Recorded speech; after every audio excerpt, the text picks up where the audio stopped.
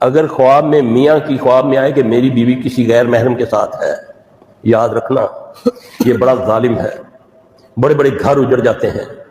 اور بیوی کی خواب میں آئے کہ میرا شوہر کسی اور کے ساتھ لگا ہوا ہے، یقین جانے اس کی تعبیر بنتی ہے کہ بیوی خاوند کے ساتھ مخلص ہے اور خاوند بیوی کے ساتھ مخلص ہے،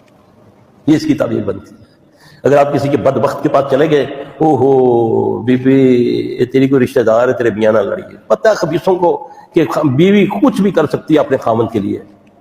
ہاں جی، یقین جانے عزتیں تک لٹوا لیتی ہیں، ایمان تو گیا ہی گیا۔